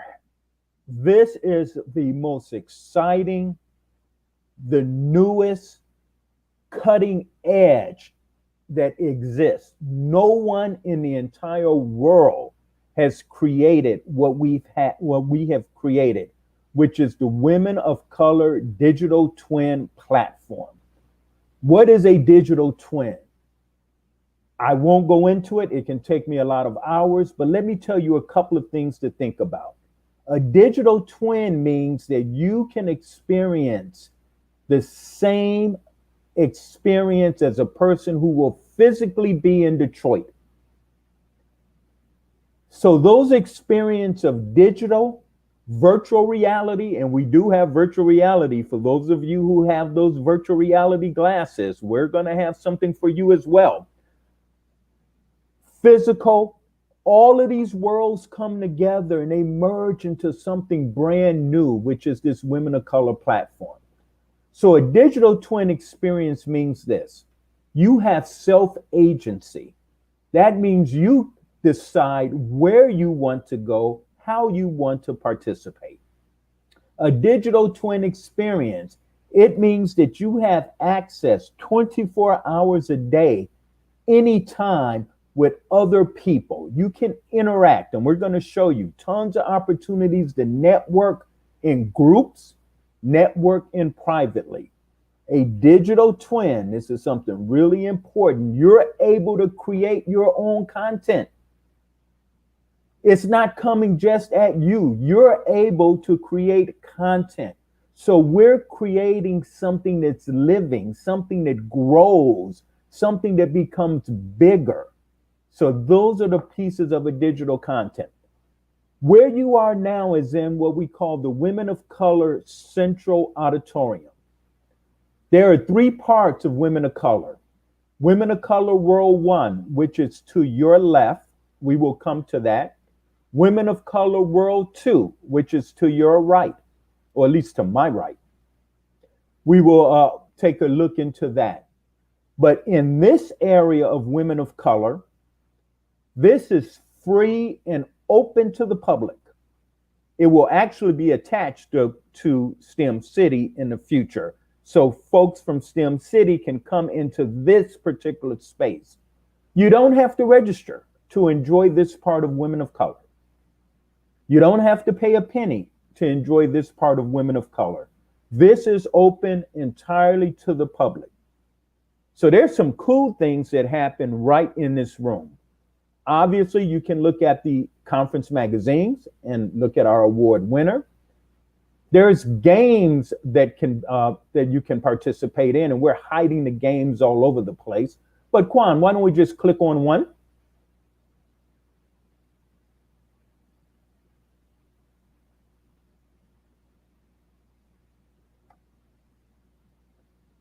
Now, this is really important, because if you can't do this in 20 seconds, then we don't want, then you have a real challenge. So you have to keep working over and over again. Quan, let's take it away. We're going to make them work next week. You have an opportunity, I believe, to take a photo. Quan, I believe we have the photo booth further down the line. There it is.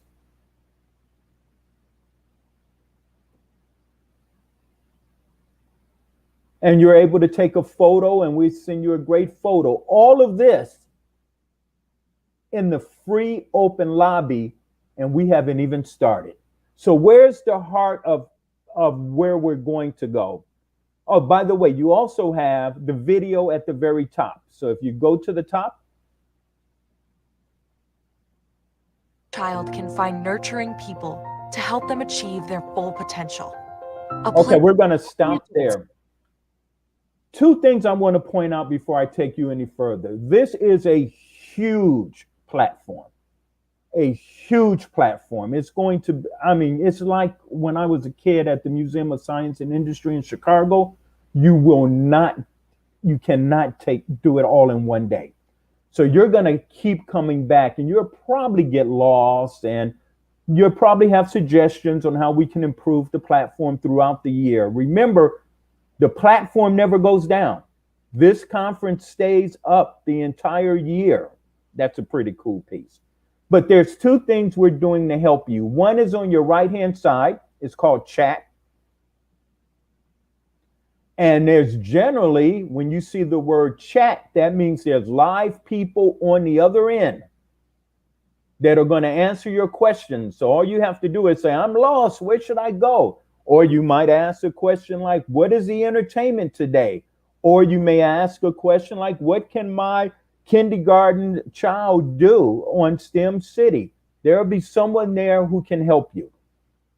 On your left-hand side, there's a little blue box, and throughout the platform, if you want to know more about where you are, just click on the box and a voice will pop up. We're going to listen to that in a minute. Women of Color STEM DTX Ambassador.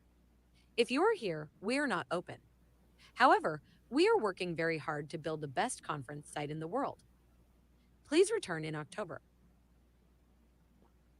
Okay, so from this area, we have a lot more to do. So you're in the area, you've played around in the lobby, the kids have loved it, you've taken your picture, all of this, and you're not even registered.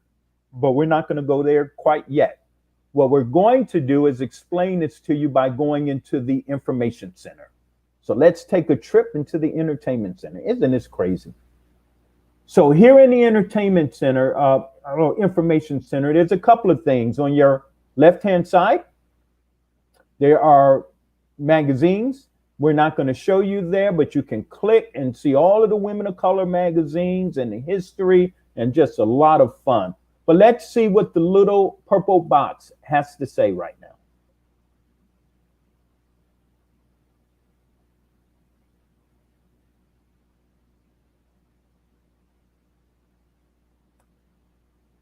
Quan, if we go to the purple box right at the bottom, so we can, there we are. Welcome to the Visitor Center. Check out the orientation video to learn how to navigate our platform. Great. And at this point, next week, you will have an orientation video that will tell you exactly how to navigate the platform by clicking on the video that Quan has just done.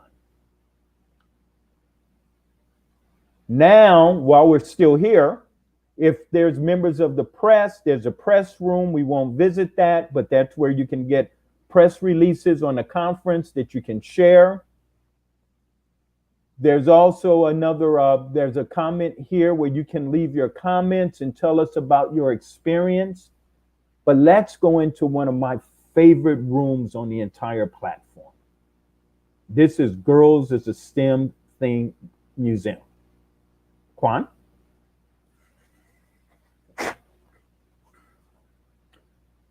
Here we are. This is a place that I guarantee many of our awardees will spend a lot of time. Let's start off simply with the journey that we have been lucky to be part of, but certainly not the journey that women have made to make the world of difference for this nation. A journey that often has not been told, a journey that has not been appreciated, a journey that makes our country so great. But we've came on the path of this journey back in 1996 with one of our first issues devoted to the contribution of women in STEM. And that was the Black Engineer of the Year conference. So Quan, let's just step through a couple of issues to where we are now. And then we introduce our Hispanic Engineer of the Year. And we stop here. Let's go back real quickly, Quan. And then our first Women of Color magazine, and hence the birth of what we're doing today. All of these things have led up to us trying to record her story and making sure that we can present her story to the world, to the nation, to our families. Okay, let's step out. You will be able to click on these magazines and read, and I'm going to tell you, you're going to be overwhelmed. So I'm going to show you a couple of quick things very quickly. Let's go to the purple box, Quan, very quickly. Welcome. You have arrived at the STEM is a Girl Thing Museum. Great. So the first thing is, trait. I found that we all have a lot of common traits. So we do have a little contest that says, find out what woman of color are you most like. So Quan, all the way on our left-hand side. Let's skip. There we are. And by the way, anyone can take this. You don't have to be a woman. You can be a male, because success and tenacity and growth, that's a trait that all of us, traits we should all have. But anyway, we're not going to let you take the test today, but I know this is one of the first things you're going to want to do to see which technologist of the year you are most like. Let's go over and show how, Quan, let's go to our next panel. I studied math because I loved it. I didn't care what anybody told me that I should or shouldn't do. I just did what I wanted, which led me to get my master's in math, which people are so amazed by. But if you do what you love, you can succeed. And so STEM is a girl thing. Right. We're not going to look at all of these. There's just tons of things. But what I do want to show you is that I'm a winner. All year long, remember I talked a little bit about networking and building and being part of this event?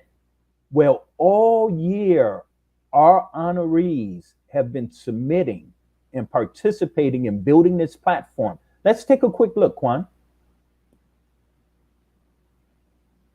You will be here for hours just watching and looking and being so proud of so many of our honorees who took pictures, submitted their pictures. And you can change the setting and watch more of them, but there's hundreds. And I just can't take my eyes off of this whole piece. Quan, let's move to the last part. There's a lot more, but let's move to my favorite. I have tissue here. And there's a reason I have tissue, because just thinking about what you're about to see always brings out, it's kind of tough. But in any case, what you do is for your families and how many people depend on you. Let's take a look at what your families and friends have to say. Congratulations, Nana. Congratulations, Kia. We love you so much. You're so awesome to us. And I'm excited that everyone else is noticing how great you are. Continue to be the awesome woman of God that I know you are. Quan, let's take a look at one more. Hi, I'm Vijayasree, mother of Meenalochani. Congratulations, my dear, for being given the Women of Color STEM Rising Star Award. I know your hard work and dedication have brought you to this level. I wish you all the very best for getting more awards in future. God bless you. Love you lots. Okay, Quan, if these things don't tear you up, you're probably an AI person running around on the system.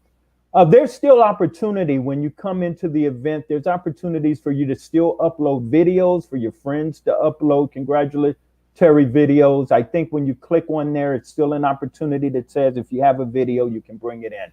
I know we're running short on time, so Quan, I can't go through all of this. Let's go back to the lobby and we will run around just a little bit more. I'm going to take you over. We're going to go to World 2 first, and then we're going to go to World 1.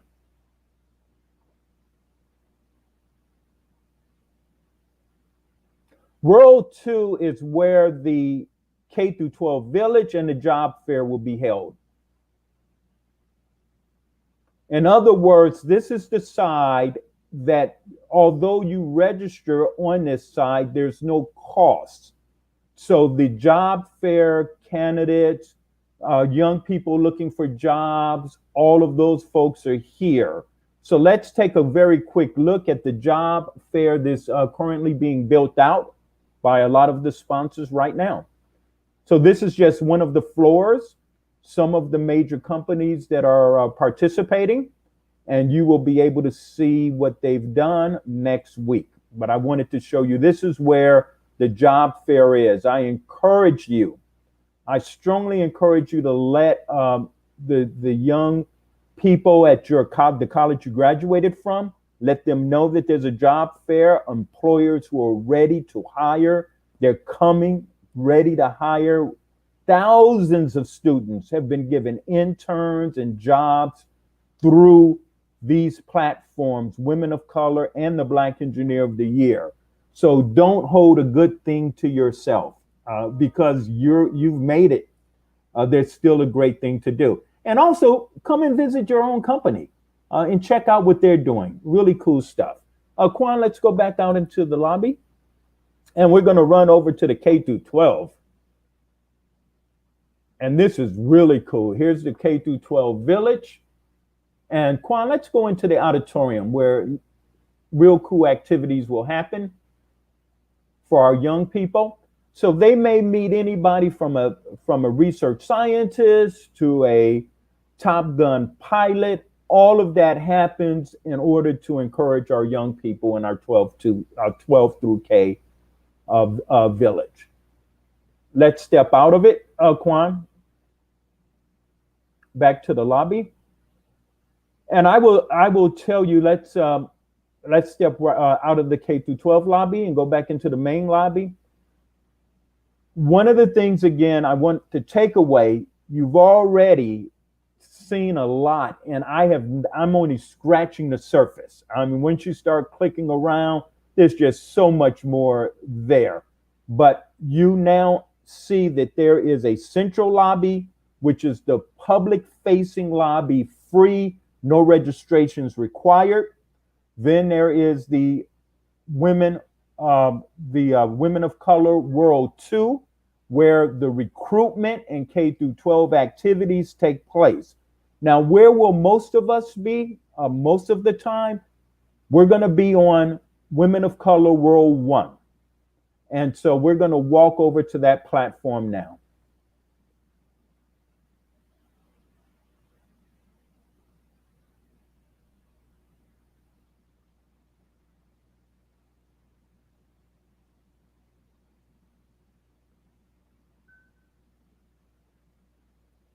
Okay, Quan, do we have a little purple box again somewhere?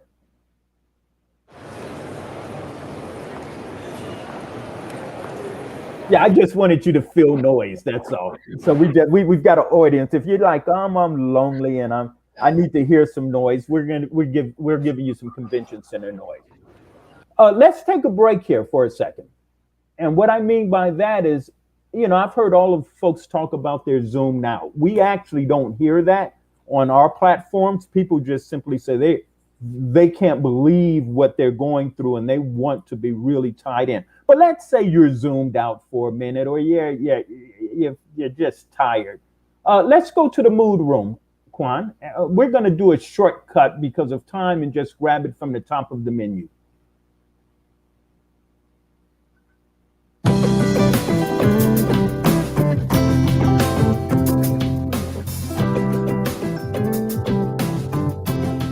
So Quan, let's look at the screen too. Let's say you don't want to hear the music, you want something a little bit different. Just click on the screen in front of you. There we are.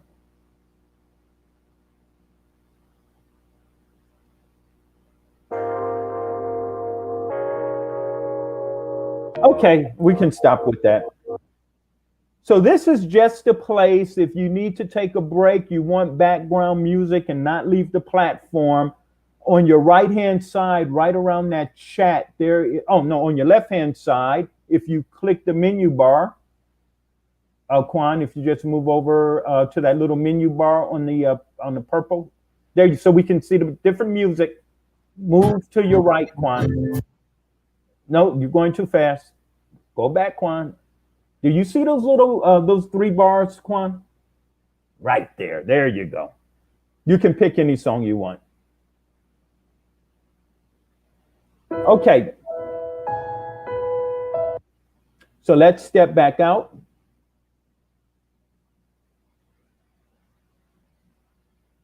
So there's a couple of major areas here as we move toward our tour. To your left-hand side, that's the exhibit that takes you all the way back to the other side. The information center, we've already visited the information center. That will take you into the information center. Let's go to seminars. This is where you're going to spend a lot of time. And if you enjoyed, like I did, what just happened, you're going to be blown away with the quality of seminars where you're going to get your CEU credit and your professional development credits as well. Each of the seminar rooms have been named after a technologist of the year. And guess what? These rooms, we're going to have a live room also in Detroit. So those of us in Detroit will be interacting, and again, a shared experience, digital twin. All of us are going to experience the same thing regardless of where we are. But let's go to our first room, please. Look at these seminars. Now, one of the cool things that takes place here is that every activity, for the most part, you can tag and it will add to your agenda. I can't walk through that now, but once you're registered, these things will actually post to an agenda. And if you have your phone app, it will go directly into your Women of Color phone app. So you're connected constantly. Quan, let's move away from the seminars. Those are just great rooms. I can't begin to tell you how excited we are. Let's go back. Great. Let's take another step back, Quan. So the Women of Color platform is really a journey. It's a destination. It's what I call your Disneyland. We want you to wander around. Yes, you can take a shortcut with the menus at the top, but that kills half the fun about being here. So now you've seen seminars. Let's take you over to where most of the awards programs will happen. That's up in the grand ballroom. Quan? And again, you can tag these events and they will drop right into your phone, into your agenda. Quan, why don't we just show the sneak peek of the auditorium? Isn't that cool? And when you come in on your right-hand side where it says the current program, your program book will be there from a digital point. If you're in Detroit, all of your materials will be there so you can pick it up and take it home with you. And those of you who are particular award winners, I believe you will I know you will get the magazine in the mail. Okay, Quan, let's step back out. Oh, and by the way, I don't know if you noticed, you can take your photo. In almost all of these rooms, you're able to take a different photo that's branded just for that experience. So you might have 10 different photos. I was at Women of Color in the Jacobs room, or I was at Women of Color in the Amazon suite. All of the backgrounds will change. So make sure you take lots and lots of pictures. Let's go over to this is the coolest stuff. Let's go to networking. Here is the networking village. There's a couple of things I want to point out. We can't stick with this, spend a lot of time here, but on your left-hand side, these are new things. 24/7 Zoom. Don't click on that, Quan, at this point, because we're in the presentation and it'll knock us out. 24 hours. If you want to do group chat, just meet with people, see who's around, you can go, you just hit that 24-hour Zoom. It'll pop up. Who's ever in the room, you can have a discussion. You can tell your buddy, meet me over in the networking village, and I'll be there at 1 o'clock. Let's meet. But let's say you want something a little bit more private and you don't want to be in a group room. You can go to our chat. Let me tell you, this is cool. I think you can click on this, Quan. Okay, so I just said chat. It's also video chat, not just regular chat. If you hit somebody in the room on their name and you hit private, you're going to have the option of doing a one-on-one video chat. Now that's cool, not Zoom, a video chat, and it's private. Okay, let's make that disappear. So here's a couple of rooms that are there. You've seen the mood room. You've seen the STEM is a girls thing museum. You've seen, let's take them to one of the Amazon suites real quick, Quan. Amazon wanted, they were so happy. They said, we want 2, not just 1. So this is where Amazon is going to have some activities, and then they're going to talk about the company. And don't forget, one of our technologists of the year, Alicia Boyle Davis, is one of the top execs at Amazon. So there's a lot of Amazon people coming to this platform just to hang out and participate because they know all of the cool things in the history there. So some companies will be here on the platform. Remember this, these platforms like the Amazon rooms, they will stay here all year long. This isn't a regular conference site that after the conference is over, it's done. You can never come back. You can come back 60 days from now. This room can be live. There can still be Amazon people around. This room stays until next year's conference. Now that's pretty doggone cool. Let's take a step back, Quan. 2 other places I want to show you. We're going to take you over to the Stimulating Lounge. Look at this lineup. I'm not going to say, wake up every morning, by the way, 7 o'clock in the morning. You got a DJ ready to get you going, telling you what's going to happen through the activity, live every day. Quan, let's go down and look at some of the, no, go back, Quan. Let's look at, yes, let's go back so I can show them the whole menu in the Stimulating Lounge. Okay, that arrow just moved. There you go.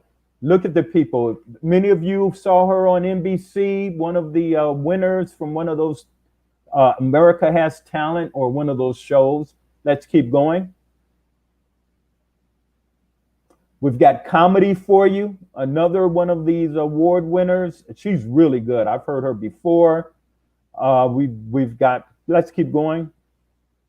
A lot of really good top-notch artists who are performing.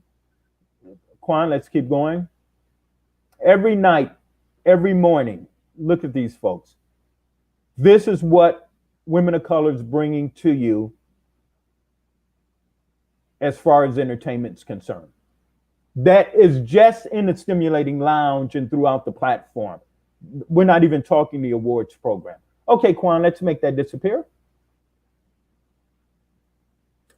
Again, on your left-hand side, you see the 27 chat, you see the Zoom, all of these things. If you just love the artists a lot, why don't you hit the Zoom? The artist may actually be there ready to talk to you. So that's a pretty cool piece. Okay, Quan, let's go back out to a lobby. Okay, let's go back into networking suites for a moment.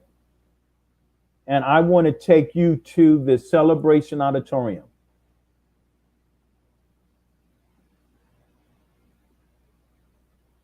So in a celebration auditorium, this is where activities that we may not have even scheduled yet, you know, maybe somebody famous drops in. There's a lot of famous people, but someone decides, I like to appear.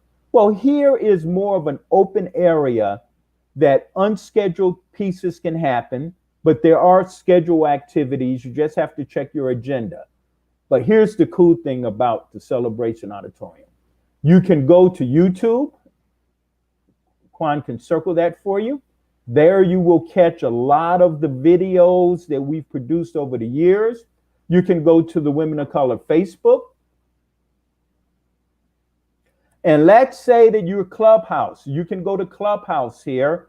For those of you who have the Club phone app, Quan, why don't you click on it? And if you don't have it, just put your phone number in. It will automatically join you to the Women of Color Clubhouse, and then you can listen to a lot of what we're doing on the platform. Quan, let's go back in here. And okay, now this is where you need to fasten your seatbelts for a second, because this is a little more complicated, but it is going to be the coolest thing that you've seen. This is true virtual reality that we have. Quan, let's go into the virtual reality room.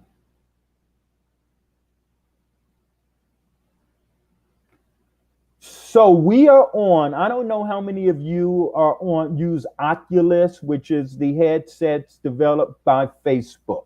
You put the glasses on, you go into that whole space. Well, Facebook has partnered with Engage. Engage is a major platform that actually is being used for teaching throughout the UK in medical schools, in languages all over the place. It actually physically, it puts you in the environment. I have like 2 pairs here because if the battery dies, I'm ready with my second pair right away.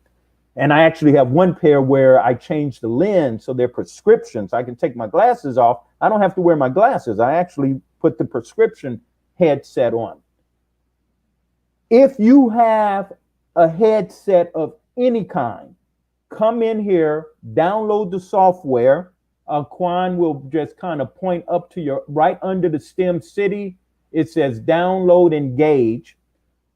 No matter what you have, from a headset point, if you download it, you can get into the platform. But the easiest way is obviously to go into, Oculus on Facebook, hit Engage, and it will take you right into the platform. If you don't have the glasses, you can still experience it on your laptop or on your iPad or on your phone. It's not going to be as much fun, but it's going to be a great experience as well. So we want to encourage you to come in, experience virtual reality, and see what we have to offer in the future for so many folks as we go through this platform. I'm just really excited. By the way, the Engage platform is 365 days a year. So if you miss it next week and you're motivated, go out, buy a pair of virtual reality glasses, and then join our task force that we have for those folks that we really want you to help us work with the students to build out virtual reality rooms and all of that cool stuff. All right, let's step out, Quan.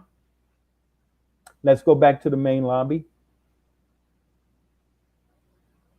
Team, I believe we have worked really, really hard for you and for our trusted community.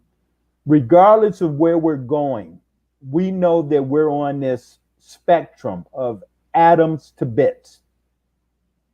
That means that as long as we keep our community, our trusted community connected, whatever technology platforms we use, we will just grow into that. We know that we're doing cutting edge stuff here. And when you do cutting edge stuff, you're going to make mistakes. We need your feedback. because we already know we have your understanding. We know you know that we're pushing hard. We're doing transformational stuff.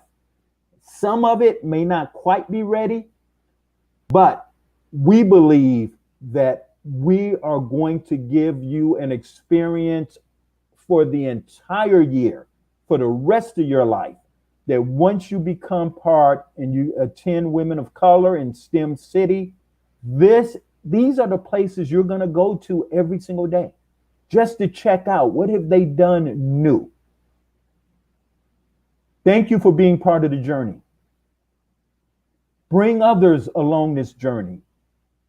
Help us create and continue to create something that truly can change the world. Thank you very much and enjoy the rest of your day.